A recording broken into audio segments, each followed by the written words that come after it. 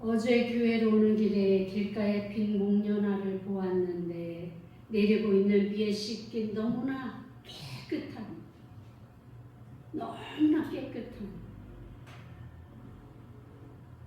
청초하고 순결해 보이는, 그러면서도 그 우아한 자태가 저의 눈에 들어왔습니다. 지금까지 많은 목련들을 보아왔고 어제도 지나온 길에 다른 나무에 피어있는 목련화를 보기도 했습니다. 그러나 저에게 감동을 준 이 목련은 그리 크지 않은 나무였고 다 피어나지 않은 반쯤 핀 그 송이가 벌어져 있는 그 상태, 그것을 보면서 저는 많은 생각을 하게 되었습니다. 그 나무, 그 목련화는 정말 모든 칭찬에 칭찬을 투어 해야 할 것 같은 그런 감동으로 저에게 다가왔던 것입니다. 오랜 엄동설안의 추위와 같았던 시간이 지나고 우리가 갖는 많은 의문을 품에 안고 어떤 해답으로 살아야 할지 모를 심정으로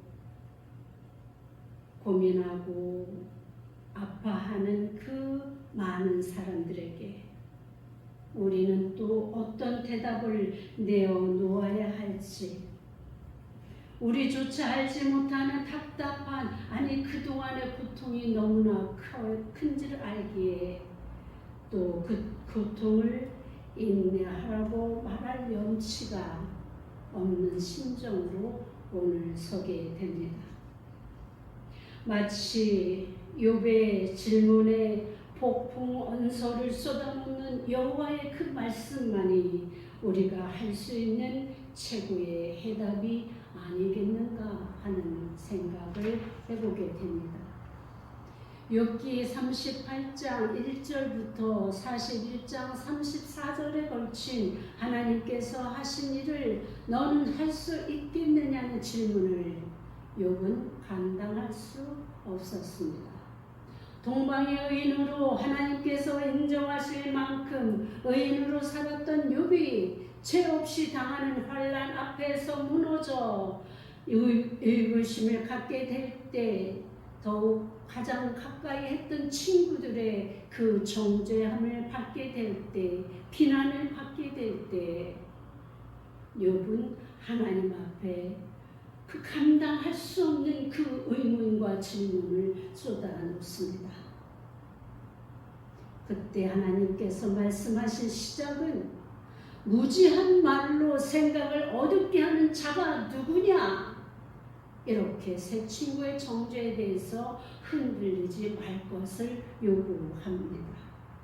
4절을 보니까 내가 땅에 기초를 놓을 때 내가 어디 있었느냐? 로 시작된 하나님의 그 폭풍같이 쏟아지는 이 엄청난 말씀은 누가 다 측량하며 누가 창조하였으며 피조물의 인생을 누가 이끌고 갈 것이며 그들 앞에서 이끌어 가실 능력이, 지혜가 그 무엇으로도 하나님을 감당할 수 없는 우리 인간의 그 짧고 연약하고 보잘것없는 이 지혜와 판단력과 분별력을 우리 하나님께서 여지없이 우리에게 묵살시키는 것입니다. 만약에 우리 자녀들이 엄마 나를 왜 이렇게 낳으셨어요? 라고 묻는다면 그거 엄마들은 어떤 말을 하겠습니까? 내가 너를 낳기 위해서 뱃속에서 10달 동안 어떻게 했는지, 어떤 고난을 참았는지, 어떤 조심을 했는지, 그 산고의 고통은 어땠는지 내가 알 수 있겠느냐? 묻는다면 그 어떤 자녀가 대답할 수 있겠습니까? 오늘 하나님께서 의인인 욥의 그 삶을 통해서 갑자기 다가오는 그 환난과 고난이 결코 죄로만이 오는 것이 아님을 말씀하고 있는 것입니다. 우리가 알다시피 욥은 동방의 의인이었습니다. 하나님께서 사단에게 자랑할 만큼 그렇게 의인된 삶을, 거룩한 삶을 살아왔습니다. 그러나 그가 어느 날 감당하지 못한 그 환난과 고통에 직면했을 때 사람들이 욥 자신이 자신에게 갖는 그 하나님에 대한 의문과 질문이 아니라 주변에 있는 사람들로 인해서 비난받고 조롱받는 이것으로 인해 감당 못하는 이 괴로움을 욥은 하나님 앞에 하소연할 수밖에 없었던 것입니다. 그러나 그럴지라도 하나님은 그것이 무지한 자들의 행함이라고 말하고 있습니다. 우리가 하나님을 다 알지 못하듯이 하나님께서 앞으로 이 욥의 인생을 어떻게 이끌어 가실지 그 누가 알겠습니까? 지금 우리가 겪고 있는 이 일 통해서 하나님이 무슨 역사를 만들어 가실지 누가 알겠습니까? 하나님께서 말씀하여 주신 것을 들은 자만이 알 수 있는 것입니다. 그러니 오늘 우리는 지금의 대한민국의 문제를 놓고 누가 옳다 그러다, 누가 틀렸다 맞다를 말하기 전에 하나님께서 과연 어떤 일을 행하시고자 하시는지, 왜 우리가 이러한 일을 겪게 되는 것인지, 앞으로 어떻게 이것이 변화될 것인지 아무도 사람은 알 수 없습니다. 그러니 지금 낙심하고 마음 아파하고 오히려 더 나아가 하나님이 있느냐 없느냐까지 거론하는 것은 너무나 우리의 무지인 것을 우리가 알아야 된다는 것입니다. 주께서 못하실 일이 없사오며 무슨 계획이든지 못 이루실 것이 없는 줄 아오니 무지한 말로 이치를 가리는 자가 누구니까? 나는 깨닫지도 못한 일을 말하였고 스스로 알 수도 없고 헤아리기도 어려운 일을 말하였나이다. 누구의 고백입니까? 하나님의 그 폭풍 언설을 듣고 깨닫게 된 이 욥의 고백이 아니겠습니까? 그렇습니다. 우리는 다 알지 못합니다. 깨닫지 못합니다. 그리고 스스로 알 수도 없고 헤아리기조차 어려운 그 일을 우리 입으로 말해서는 안 된다는 교훈을 우리에게 주고 있는 것입니다. 그러므로 내가 스스로 거두어 드리고 티끌과 제 가운데서 회개하나이다. 욥의 모습이 오늘 우리가 행하여야 할 그러한 말과 행동이 아니겠습니까? 탄핵 선고일이 다가오는데 분위기는 기각이나 각하라고 하는데 영 제 마음에 오는 신호는 그렇지 않았습니다. 불안하고 초조했지만 기도할 수밖에 없었고, 또 그러면서도 하나님께서 처음부터 주신 말씀이 계시기에 그 마지막 결론에 이르는 과정을 지켜볼 수밖에 없었습니다. 이러면 이런 대로, 저러면 저런 대로 하나님이 하실 일이기 때문이었습니다. 그러나 저번에 이재명 판결만큼 마음 아프지는 않았습니다. 이미 최종적으로 왜 하나님께서 이 일을 시작하신 줄 알기에, 그리고 그 결말을 알기에 기다릴 수 있고 함께 주님 뜻에 맞춰 가야 할 것임을 알기, 다시 next, 다음을 기대하게 되는 것입니다. 본문에서 우리가 오늘 살펴보고자 하는 것은 로마의 극악무도한 네로 황제 밑에서 처절하게 믿음의 싸움을 싸워온 당시 성도들에게 베드로 사도의 권면을 통해 우리의 현재와 미래를 흔들림 없이 믿음의 싸움을 준비하고 실행해 나가고자 하는 것입니다. 핍박 속에 사는 초대 교회의 성도들을 향해 먼저 우리의 정체성을 확인시켜주고 있습니다. 정체성을 모르면 제대로 살아갈 수 없습니다. 사람인지 짐승인지를 알아야 사람답게 살아가기를 힘쓸 것이고, 짐승이면 짐승처럼 살아가는 것이 맞습니다. 베드로는 성도들에게 사랑하는 자들아 이렇게 부릅니다. 이 사랑하는 자들이라는 이 호칭은 당시 베드로를 비롯한 많은 사도들이 성도들을 향해 불렀던 호칭입니다. 그러면서 이 사람들에게 거류민과 나그네 같은 너희, 이렇게 그들의 정체성을 가르쳐줍니다. 하나님의 사람들, 하나님의 형제와 자매된 하나님의 사람들이 이제 너희들이 있을 곳이, 영원한 곳이 본향이 여기가 아니라는 것입니다. 너희들의 고향은 너희들이 돌아갈 최종의 목적지는 하나님이 계신 하나님의 나라, 하늘나라에 있음을 이야기하고 있는 것입니다. 그러니 너희들은 잠깐 머물다 다시 고향으로 돌아갈 거류민과 그리고 나그네라고 그들의 정체성을 말하는 것입니다. 이 세상 사람처럼 살아서는 안 된다는 것입니다.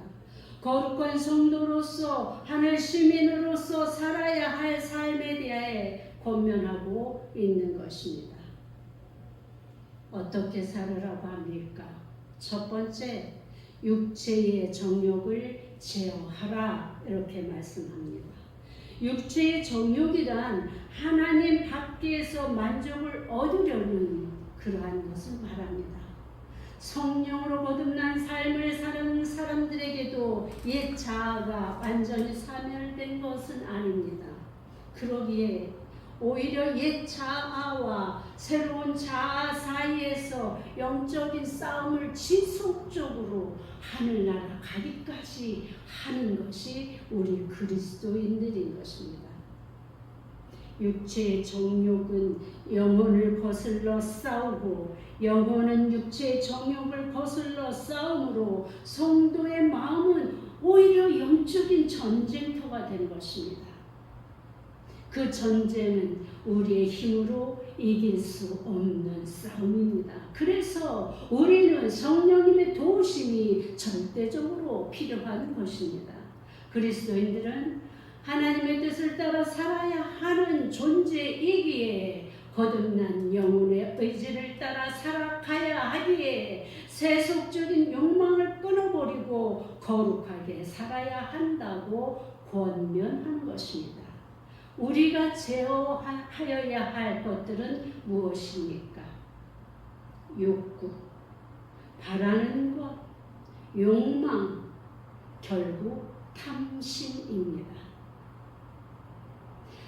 그런데 솔로몬은 자기가 세상에서 가지지 못한 것이 없고, 누려보지 못한 것 없고, 즐겨보지 못한 것 없으나 모든 것이 결국은 헛되고 또 헛되다고 말합니다.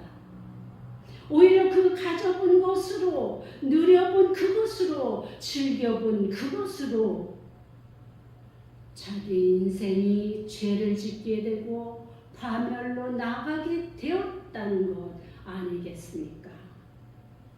이제 하늘 성도된 우리는 우리의 본향 천국을 바라며 이 땅에서의 탐심을 버리고 나가시기 바랍니다.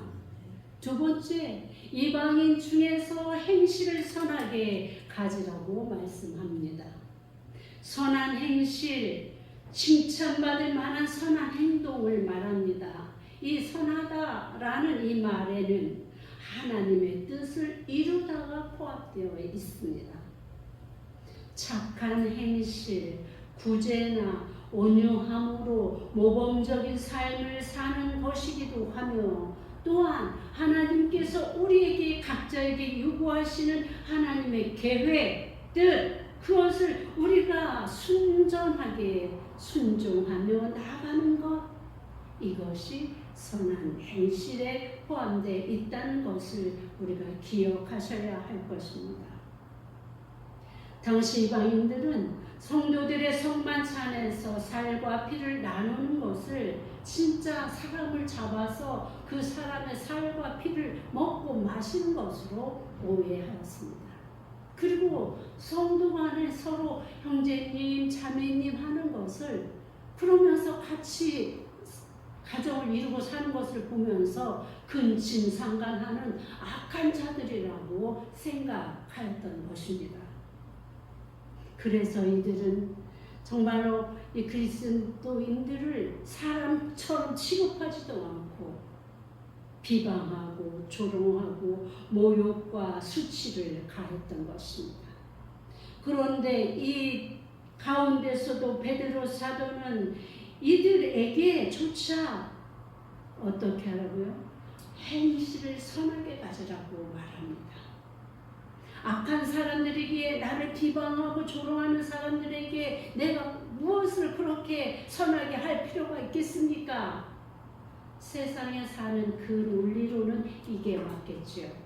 그러나 하나님의 나라를 소망하며 살아가는 하나님의 백성들에게는 악을 선으로 갚으라, 이 말씀이 바로 해당되는 것 아니겠습니까? 왜 그렇습니까? 우리가 악을 선으로 갚을 때 하나님께서 그들을 악을 심판하시겠다고 분명하게 말씀하셨기 때문입니다. 원수 갚는 것을 너희가 하지 말고 하나님께 맡기라. 우리 하나님은 번번이 그렇게 말씀하셨습니다. 그리고 아무리 우리를 조롱하고 악한 행실을 하는 자들일지라도 지속적으로 우리가 선한 행실로 나아가게 되면 결국 저들의 말을 받게 되는 그런 일을 우리가 맞이할 수 있다는 말씀인 것입니다. 예수님께서 그 십자가의 그 모진 고난과 핍박과 정말 채찍과 찔림과 받으시면서도 그들을 향해서 왜 나에게 이러느냐 말하지 않았습니다. 저들을 저주하며 저들을 이제 내가 심판할 것이다 말씀하시지 않으셨습니다. 아무런 그들을 향해 노여움조차 가지시지 않으셨습니다. 그리고 주님 앞에 아버지, 저들이 하는 일이 저들은 알지 못합니다. 용서해 주십시오. 이렇게 말씀하시지 않았습니까? 우리 예수님께서 이렇게 하셨다면 우리 예수님의 길을 뒤따라가는 우리가 그렇게 또 해야 하지 않겠느냐고 베드로 사도가 말씀하고 있는 것입니다. 그러니 주님이 번고하는 날, 그 마지막 날에 주께서 저들마저 하나님께 영광을 돌리게 하라는 것으로 말하고 있는 것입니다. 무슨 말입니까? 심판대 앞에 섰을 때 그들이 비록 자기들의 악행으로 인해서 자기들은 지옥으로 떨어질지라도 그때에서야 드디어 하나님만은 진정 살아계신 분이시군요. 우리 하나님이시군요. 하나님 영광 받으시옵소서. 오히려 저들의 입을 통해서 하나님께 영광을 돌리게 하려 합니다. 이렇게 말씀하는 것입니다. 우리를 통해서 하나님께서 영광을 받으신다면 우리도 예수님처럼 그 수욕을 참고 오히려 선한 행실을 해야 하지 않겠습니까? 이제 세 번째는 인간에 세운 모든 제도를 주를 위하여 순복하라 주가 이렇게 말씀하십니다. 그때는 지금이나 교회는 각계각층이 모이는 곳입니다. 지위, 고하, 빈부 구별 없이 각양각색의 사람들이 모이는 곳이지요. 특히 초대교회는 노예와 종들이 많은 구성원으로 차지했다고 합니다. 또 앞에서 언급하였듯이 네로 황제의 기독교에 대한 핍박과 폭정은 말할 수 없이 잔혹했습니다. 또한 이 노예로 종으로 살던 이 성도들의 그 상전들은 노예와 종의 생사 여탈권을 가지고 있었습니다. 노예 한 명 죽인다고 누가 법적으로 아무도 제재를 가하지 않던 시대입니다. 그러니 이 노예들 종된 그 사람들의 마음에는 얼마나 많은 의분과 억울함이 쌓여 있었겠습니까?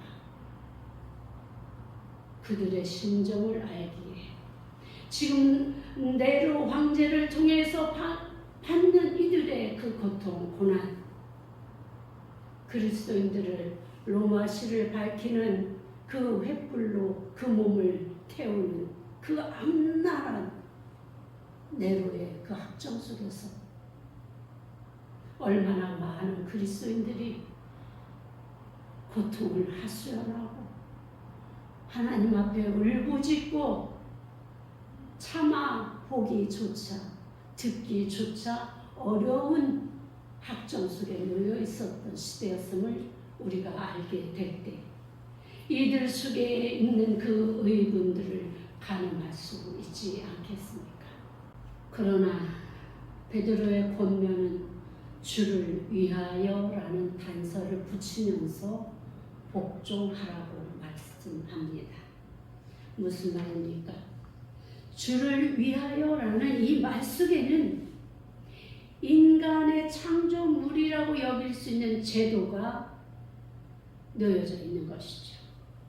그런데 이 제도는 근본적으로 인간의 것이 아니라 주님의 것이라는 의미가 담겨 있습니다. 그리스도인이 그 제도에 순복하는 것이 역사를 주관하시는 주님의 모든 섭리에 순복하게 된다는 의미입니다. 우리가 왜 하나님 이 시대에 이런 악인들을 보내서 우리를 괴롭히는 것입니까? 하나님 저들을 싹 다 처리해 주셔서 우리가 주 앞에서 정말 복되게 날마다 즐겁게 살아갈 수 있게 해주십시오. 이렇게 기도했을 때 이것이 다 그대로 현실 속에 나타나지 않음으로 인해서 우리가 하나님을 원망하고 불평하는 것 아니겠습니까? 그러나 오늘 말씀을 통해서 분명하게 우리가 알아야 할 것은 역사의 주관자는 하나님이십니다. 하나님께서 때로는 그 백성들을 보시고 선한 왕도 보내주시고 악한 왕도 보내주신 것입니다. 그것을 우리가 왜라고 의문을 제기할 수 있습니까? 또다시 우리는 하나님 앞에 주여 주님의 뜻대로 하시옵소서, 주님의 뜻이 이 땅에 이루어지기를 원하나이다, 이 고백으로 나가야 될 상황을 우리는 날마다 맞이하는 것이 날마다 내 안에서의 영적인 싸움을 싸우며 이 바깥 세상의 사회적 부조리와 싸우며 그리고 나라의 권세자들, 권력을 잡은 자들의 그 악행 앞에서 우리는 이 고백으로 날마다 나아가야 된다는 말씀을 하고 있는 것입니다. 당시의 네로를 통해 그리스도인들이 핍박받는 것도 오늘날 우리가 이해하기 어려운 대한민국의 상황 속에서도 하나님의 세우신 권세 앞에서 그때 맞게 우리가 견뎌야 될 것은 견뎌내고 참아야 할 것은 참아내고 그 속에서도 우리의 믿음을 흔들리지 말고 지켜나가는 것이 옳다라고 권면하고 있는 것입니다. 이 권면에 합의하십니까? 합의가 되지 않으신 분은 다시 욥기 38장으로 돌아가시기 바랍니다. 우리의 상식과 지식으로 판단하려 하지 말라고 권면하고 있는 것입니다. 단지 우리는 세상의 역사의 주관자가 누구인지를 다시 생각하며 순복할 수밖에 없는 것입니다. 그리스도인이라 하는 우리가 그리스도의 다스림에 따르지 않으면 누가 그리스도의 질서를 따라가겠습니까? 그러니 그리스도를 위하여 가야 되는 것입니다. 그리고 최종적으로 악인에 대하여 그 악을 하나님께서 판단하시고 갚아주실 것이기 때문에 성도는 선한 행실로 그 알지 못하는 무식한 자들의 말문을 막을 수 있는 삶을 살아가라고 하는 것입니다. 베드로는 잘 알지 못하면서 성도들을 오해하고 비방하는 자들을 무식한 자다 이렇게 말합니다. 악행으로 모진 핍박하는 세상의 군왕들에 대해서도 같은 말을 합니다. 하나님을 무시하고 성도와 교회를 비방하는 악한 통치자조차 무식한 자들입니다. 그들에게조차 아무 비방이나 핍박을 할 수 없도록 착하게 삶으로 저들의 입을 무식을 막으라고 하는 것입니다. 왕들뿐만 아니라 우리가 순종해야 될 그 왕들, 그 방백들은 누구입니까? 바로 악한 자를 다스리고 선을 행하는 자에게 상을 주라고 세우신 하나님의 권세가 있는 것입니다. 그들에게 권세가 있는 것입니다. 아무에게 다 순종하라는 것이 아닙니다. 그러니까 저들에게 주어진 권세대로 행하는 에 따라서 저들을 하나님께서 심판하시겠다는 것입니다. 이제 우리는 베드로의 권면처럼 헌재 선고를 받아들일 수밖에 없습니다. 세이브 코리아가 이것을 인정하기에 이후의 모든 집회를 즉각적으로 취소하였습니다. 우리도 마찬가지입니다.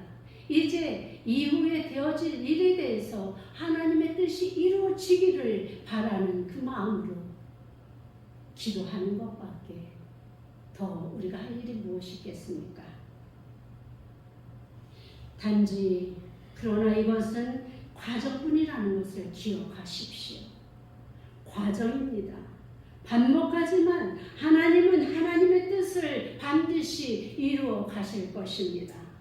세상은 어차피 우리와 대척점에 서 있고 우리는 그 안에서 오는 사자와 같이 우리를 삼키려고 가진 방법과 모략을 세우는 사탄과의 싸움을 싸워 나가야 합니다.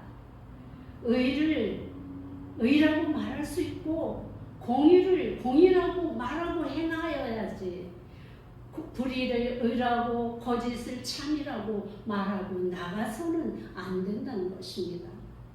다시 우리의 허물을 이제 깨끗하게 씻기고 빗물에 씻겨진 그 목련화처럼 날마다 우리의 죄를 씻고 또 씻고 씻어서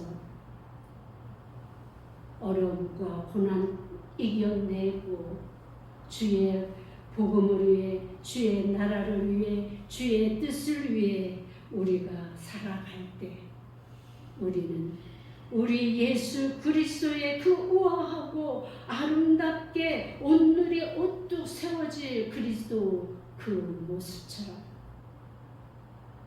예수의 향기를 뿜어내면서 영원히 주님과 함께 살아갈 그날을 소망해야 되지 않겠습니까? 이 기대와 소망으로 다시 세워지는 우리 모든 성도님들이 되시기를 주님의 이름으로 축원합니다. 하나님 아버지 감사합니다. 그렇습니다. 주님의 하실 일입니다. 주님이 하신 일입니다. 주님께서 앞으로 하시고 우리를 이끌어 가실 것입니다. 다만 우리의 고백은 주님 하시옵소서. 우리가 그 길에서 떨어지지 않게 하시고 늘 주님과 함께 그 길에 서 있게 하여 주시옵소서. 예수님의 이름으로 기도하였습니다.